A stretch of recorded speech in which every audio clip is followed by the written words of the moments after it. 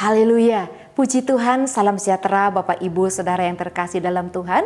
Mengucap syukur kepada Tuhan, hari ini kita kembali menikmati makanan rohani kita, yaitu firman Tuhan. Mari renungkan firman Tuhan menggunakan 365 hari yang mengubahkan. Dan hari ini pembacaan kita dalam Kisah Para Rasul pasal 9. Bapak, Ibu, Saudara, keluarga besar GPI LCD Magelang, saya ajak kita untuk merenungkan Kisah Rasul pasal 9 ayat 1 sampai ayat 18. Saya ajak kita untuk membaca ayat 1 sampai 5. Dan kita lanjutkan ayat 17. Saya akan membacakan, Bapak Ibu dapat mengikutinya. Sementara itu berkobar-kobar hati Saulus untuk mengancam dan membunuh murid-murid Tuhan. Ia menghadap imam besar dan meminta surat kuasa daripadanya untuk dibawa kepada majelis Yahudi di Damsyik, supaya jika ia menemukan laki-laki atau perempuan yang mengikuti jalan Tuhan, ia menangkap mereka dan membawa mereka ke Yerusalem. Dalam perjalanannya ke Damsyik, ketika ia sudah dekat kota itu, tiba-tiba cahaya memancar dari langit mengelilingi dia. Ia rebah ke tanah, dan kedengaranlah olehnya suatu suara berkata kepadanya, "Saulus, Saulus, mengapakah engkau menganiaya aku?" Jawab Saulus, "Siapakah engkau, Tuhan?" Katanya, "Akulah Yesus yang kau aniaya itu." Ayat 17. Lalu pergilah Ananias ke situ dan masuk ke rumah itu. Ia menumpangkan tangannya ke atas Saulus, katanya, "Saulus, saudaraku, Tuhan Yesus yang telah menampakkan diri kepadamu di jalan yang engkau lalui, telah menyuruh aku kepadamu supaya engkau dapat melihat lagi dan penuh dengan Roh Kudus." Puji Tuhan, Bapak Ibu Saudara yang terkasih dalam Tuhan. Melalui kebenaran firman Tuhan ini, saya memberikan judul Perjumpaan yang Mengubahkan. Tentu kita masih terus belajar bersama dalam menikmati kebenaran firman Tuhan. Kita akan menggunakan observasi, interpretasi, dan aplikasi. Nah, yang pertama mari kita sama-sama melakukan observasi, Bapak Ibu Saudara. Siapa tokoh-tokoh Alkitab yang kita temui dalam pembacaan kita hari ini, khususnya Kisah Para Rasul 9, Kisah Para Rasul 9 ayat 1 sampai ayat 18. Nah, pribadi-pribadi yang ada dalam kebenaran firman Tuhan. Yang pertama, meskipun itu suara yang nyata dalam penglihatan Saulus, di sini ada pribadi Yesus. Ada Saulus, ada teman-teman Saulus, dan juga Ananias. Bahkan ada satu orang Yudas yang tidak terlalu disebutkan namanya sebagai tuan rumah di mana Saulus berdiam diri atau tinggal ketika matanya telah tidak dapat melihat. Nah, apa yang terjadi? Saulus segera dan akan pergi mencari orang-orang pengikut Tuhan dalam ayat 1. Orang-orang yang percaya pada Tuhan, murid-murid Tuhan. Saulus pergi mengancam dan membunuh murid-murid Tuhan. Terletak pada ayatnya yang pertama. Dan hal yang lain yang terjadi, apa yang terjadi? Dikatakan ketika dalam perjalanan Saulus rebah ke tanah atau jatuh ke tanah karena melihat cahaya memancar dari langit. Dan mengapa hal ini dapat terjadi? Karena Saulus sangat membenci murid-murid Tuhan. Saulus sangat membenci orang-orang percaya dan menolak pemberitaan tentang Kristus. Dijelaskan pada ayat 1 yang sudah kita baca ayat 2 bahwa dia hendak berkeinginan untuk menangkap setiap laki-laki, setiap perempuan, dan mungkin juga anak-anak yang adalah orang-orang yang percaya kepada Yesus, kepada Kristus, dan membawa mereka ke Yerusalem. Dan di mana kejadian ini terjadi? Dikatakan di dekat kota Damsyik, dalam perjalanan ke Damsyik, atau juga dapat kita temukan setelah kejadian itu terjadi di kota Damsyik. Lalu kapan? Terjadinya pada siang hari. Nah, interpretasi yang dapat kita lihat atau kita dapatkan melalui pembacaan firman Tuhan hari ini, yaitu Saulus yang sangat membenci pengikut Kristus dalam perjalanan diceritakan oleh firman Tuhan, dijelaskan bahwa ketika dalam perjalanan untuk menangkap orang-orang yang percaya kepada Tuhan, yang mengikut Tuhan, baik laki-laki maupun perempuan, Saulus yang sangat membenci pengikut Kristus, dikatakan bahwa ia berjumpa dengan Yesus di dalam cahaya kemuliaan Allah yang terpancar dari langit. Dan Kristus Yesus sendiri menampakkan diri kepada Saulus di saat hatinya penuh kebencian dan amarah kepada orang-orang yang mengikut Tuhan. Dikatakan bahwa Allah sendirilah, Yesus Kristus sendirilah, Yesus yang ditolak, Yesus yang tidak dicintai oleh Saulus, Yesus yang dianiaya. Karena ketika Saulus menganiaya umat Tuhan, sama dengan menganiaya Tuhan. Firman Tuhan menjelaskan ketika Yesus menjawab Saulus dalam ayat yang kita baca, ayat 4. Saulus bertanya ketika dia sudah jatuh rebah ke tanah.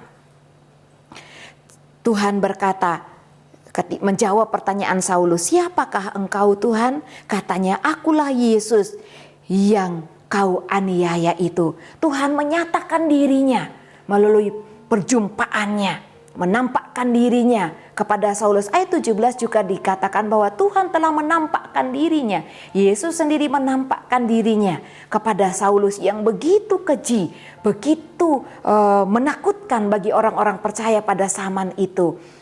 Dan Saulus ini adalah orang yang paling kejam ketika mendapatkan orang-orang pengikut Kristus maupun murid-murid Yesus dan tidak segan-segan untuk melakukan kekerasan, sehingga dia menjadi tokoh penolak Kristus yang sangat ditakuti oleh orang percaya.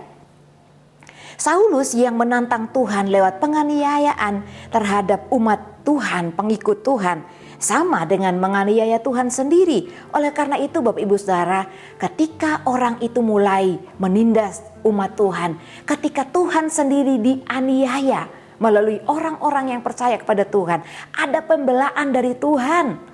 Dan ketika kita berseru kepada Tuhan dan Tuhan pun melihat apa yang terjadi di muka bumi ini, Tuhan itu sanggup menyatakan kuasanya, bahkan menyatakan dirinya sendiri kepada orang-orang, kepada oknum, kepada golongan tertentu yang terus menghina, menolak, menganiaya Tuhan melalui perlakuan mereka terhadap umatnya yang percaya kepada Tuhan.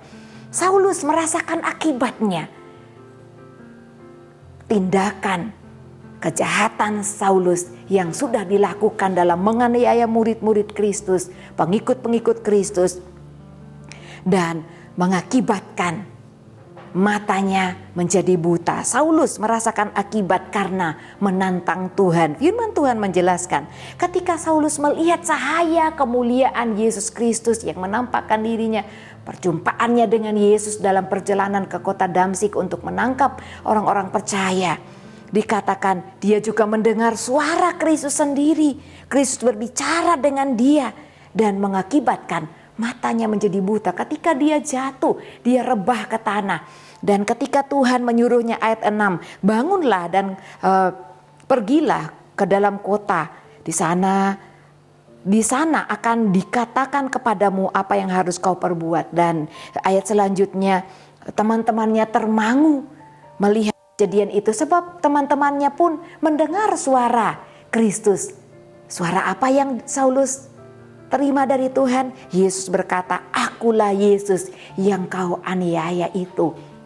Dan sahabat-sahabatnya, teman-temannya mendengar. Tentu teman-teman dari Saulus ini akan menjadi saksi bagi orang-orang lain, bagi sahabat mereka yang lain menolak Kristus dengan kejadian yang terjadi kepada pemimpin mereka, yaitu Saulus. Dia menjadi buta dan akhirnya Tuhan menyuruh dia untuk masuk ke kota Damsyik dan tinggal di rumah Yudas selama 3 hari. Firman Tuhan jelaskan. Bapak Ibu yang terkasih dalam Tuhan, ketika penindasan bagi kita orang percaya, ketika tindakan-tindakan semena-mena itu terjadi, mata Tuhan selalu melihat kita. Tuhan tahu apa yang dialami oleh orang-orang percaya dan apa aplikasi bagi saya dan Bapak Ibu Saudara sekalian.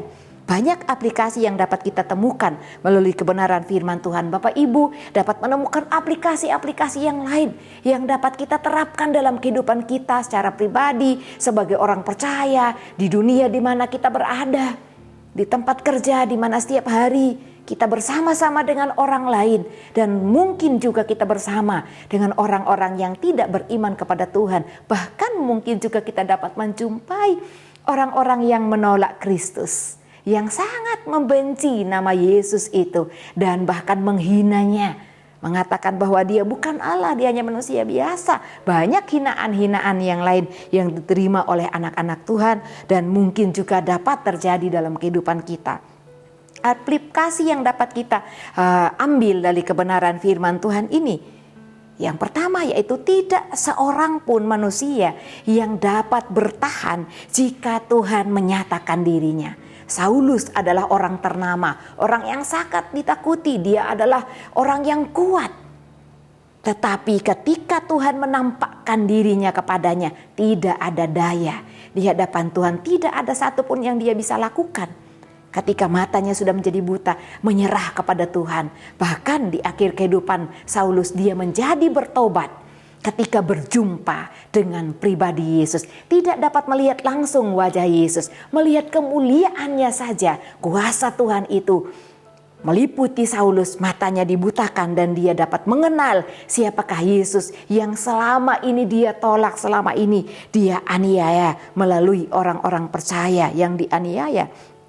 Dan yang kedua, sebagai aplikasi bagi kita, tugas kita umat Tuhan, orang-orang percaya bagi hamba Tuhan, semua kita yang beriman kepada Kristus Yesus, apabila ada orang yang menghina Tuhan, memperkatakan yang tidak patut terhadap Tuhan, terutama terhadap Yesus, tugas kita adalah tetap di dalam iman, tetap bersukacita, tetap kuat, tetap menjadi orang-orang hidup dalam kemenangan.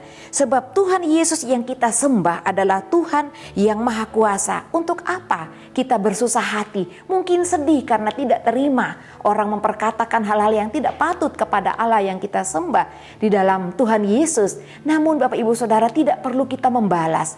Hal yang kita lakukan berdoa. Kalau kita tahu nama mereka, sebut nama mereka, serahkan mereka kepada Yesus. Biar Yesus yang bertindak seperti dia bertindak kepada pribadi Saulus. Dan ketika dia bertindak, tidak ada orang yang dapat bergeming selain bertobat dan menyerah di hadapan Tuhan. Oleh karena itu, mari kita semua orang yang percaya, Keluarga GPI LCD Magelang, doakan orang-orang yang mungkin sampai hari ini masih menolak, bahkan menghina Tuhan, bahkan melakukan hal-hal yang tidak terpuji kepada orang-orang percaya. Oleh karena itu, berdoa kepada Tuhan. Tangan Tuhan akan menolong, bahkan dia sendiri akan menyatakan dirinya untuk menolong setiap pribadi kita. Bersukacitalah, berbahagia dalam Tuhan, tinggalkan susah hati ketika Allah kita tidak diindahkan, sebab dia Allah yang dapat membela dirinya sendiri. Kekuatan kita terbatas, tapi kekuatan Allah itu besar dan tidak terbatas. Puji Tuhan. Tuhan Yesus memberkati setiap kita yang mengasihi Tuhan dan setia merenungkan setiap kebenaran firman Tuhan. Terima kasih kepada Bapak Ibu Saudara telah mengikuti Renungan 79. Kiranya dapat menjadi berkat bagi kita bersama. Bagi Bapak Ibu Saudara yang ingin didoakan untuk pokok doa tertentu atau menyampaikan kesaksian, baik mujizat kesembuhan, pemulihan masalah keluarga dan lain-lain, dapat disalurkan melalui chat WhatsApp di nomor 081 327 4 20088. Mari kita berdoa Bapak Ibu Saudara. Terima kasih Bapa yang baik, kami mengucap syukur kepadamu Tuhan. Engkau Allah yang kami sembah di dalam nama Tuhan Yesus Kristus. Allah yang berkuasa, Allah yang dapat melakukan segala perkara di atas bumi ini. Tuhan, kami terus menyembah Engkau dan kami hidup berbahagia di dalam Engkau. Segala sesuatu kami lakukan di dalam Engkau Tuhan Yesus, sebab Engkau berkuasa atas hidup kami. Tuhan, tolong keluarga besar GPI LCD Magelang supaya jangan seorang pun menganggap keluarga GPI LCD Magelang rendah, melainkan terus menjadi teladan bagi orang-orang percaya dalam perkataan, dalam tingkah laku, dalam kasih, dalam kesetiaan, dan dalam kesucian. Terima kasih Tuhan, ini doa dan ucapan syukur kami panjatkan di dalam nama Tuhan Yesus. Haleluya, amin.